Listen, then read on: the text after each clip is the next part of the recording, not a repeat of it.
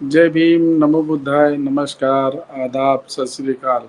साथियों, हरियाणा के विधानसभा चुनाव में चुनाव प्रचार बड़ी तेजी से हो रहा है। सभी राजनीतिक दलों ने अपने अपने प्रत्याशी उतार कर और पूरी ताकत झोंक दी है। इसी चुनाव में ही बहुजन समाज पार्टी का इंडिया नेशनल लोकदल इनेलो के साथ चुनावी गठबंधन हुआ है। ये गठबंधन हरियाणा में इस बार कांग्रेस और बीजेपी के लिए सिरदर्द बना हुआ है। कांग्रेस में 3 गुट हुड्डा और सुरजेवाला और एक जो मैडम है, ये गुट जो है 3 गुट आपस में टिकट को लेके तो काफी हंगामा था ही, लेकिन जो टिप्पणी की गई है, जाति सूचक शब्दों से जो टिप्पणी की गई है, वो हरियाणा में अनुसूचित जाति के लोगों ने बड़ी गंभीरता से लिया है। कुमारी शैलजा कांग्रेस पार्टी में एक वरिष्ठ नेता हैं, बहुत दिनों से कांग्रेस पार्टी में ही हैं। वहाँ की उप मुख्यमंत्री, वहाँ की कांग्रेस की अध्यक्ष, 4 बार सांसद, अभी वर्तमान में भी सिरसा से सांसद हैं। उनकी बदौलत हरियाणा में कांग्रेस अच्छी पोजीशन में रही है। इस बार 5 सीटें लोकसभा की जीती गई हैं, उसमें कुमारी शैलजा का बड़ा योगदान है। तो जो टिप्पणी, अभद्र टिप्पणी हुड्डा कार्यकर्ताओं द्वारा,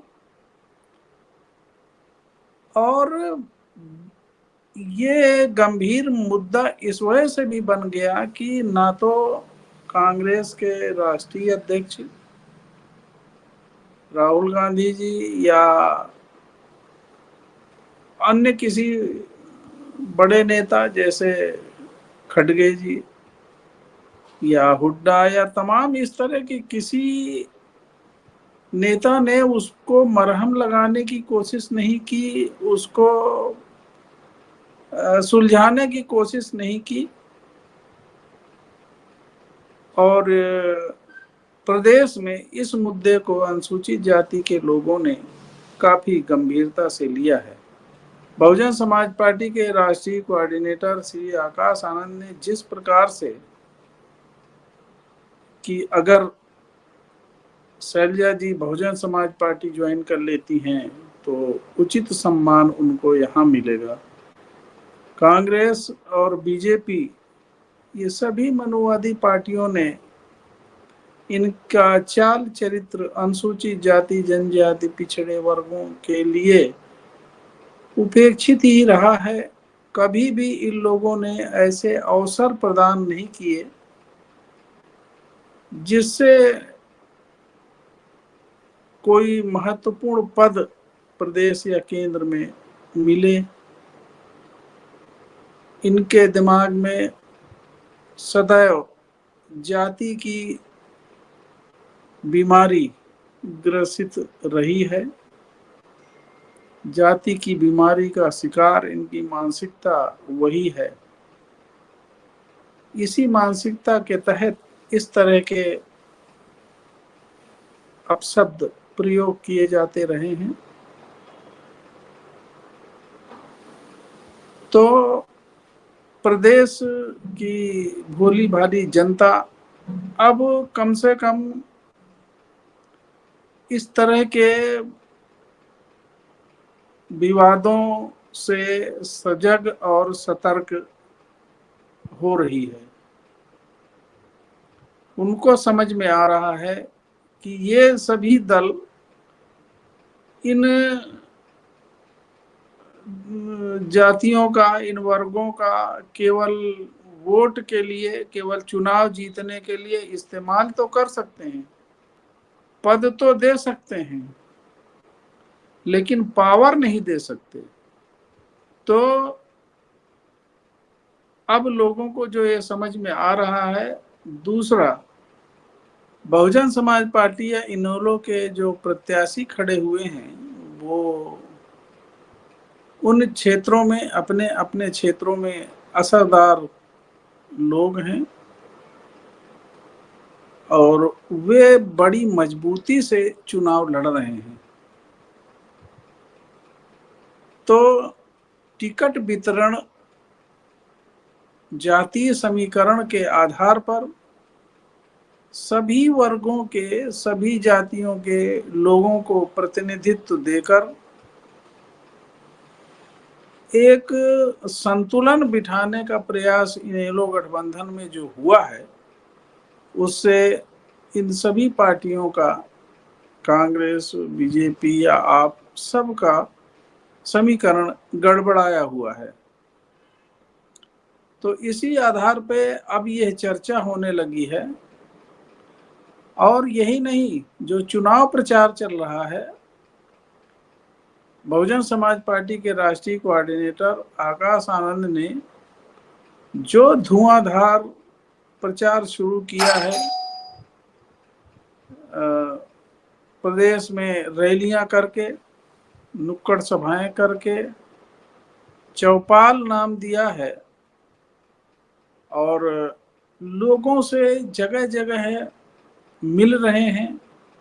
युवा वर्ग विशेष रूप से जुड़ रहा है, युवाओं में बहुत क्रेज है, बड़ी भीड़ इकट्ठा हो रही है और इस गठबंधन के प्रत्याशियों को पूरा पूरा सहयोग मिल रहा है। और हरियाणा प्रदेश में जाट और अनुसूचित जाति का जो समीकरण है वो 30-32%, कहीं कहीं 40% से भी अधिक है। अगर यह समीकरण काम कर गया तो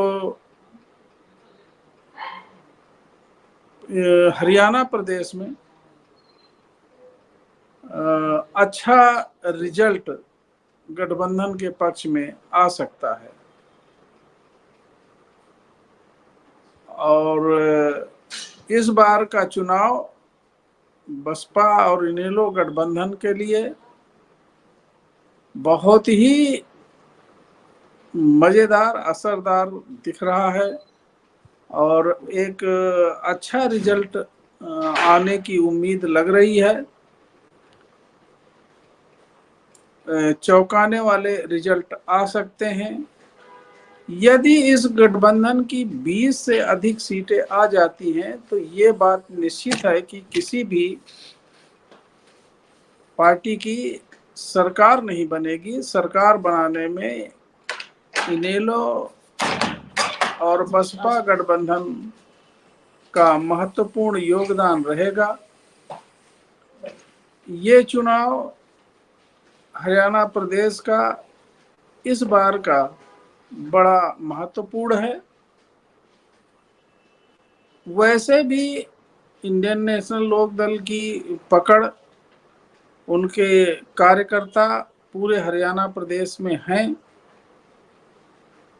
ओम प्रकाश चौटाला और ये जिस तरह से नेता रहे हैं, मुख्यमंत्री रहे हैं, इनका प्रदेश के विकास में और जनता के मध्य इनकी अच्छी पकड़ है। और बहुजन समाज पार्टी भी अकेले दम पे चुनाव लड़ती रही है। तो कई कई सीटों पे भले वो कुछ 2-2 एमपी जीते हैं और विधायक भी जीते हैं, कई सीटों पर उनका वोट का प्रतिशत बहुत अच्छा रहा है, भले न जीत मिली हो। तो ये गठबंधन हरियाणा प्रदेश के लिए बड़ा महत्वपूर्ण है।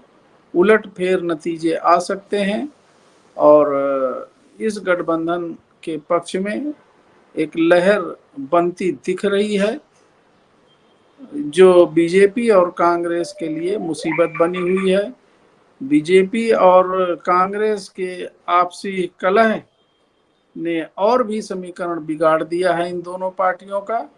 और इस गठबंधन के पक्ष में अच्छी खासी लोगों की मानसिकता बदली हुई है और अच्छे रिजल्ट आ सकते हैं। जय भीम, नमो बुद्धाय, नमस्कार।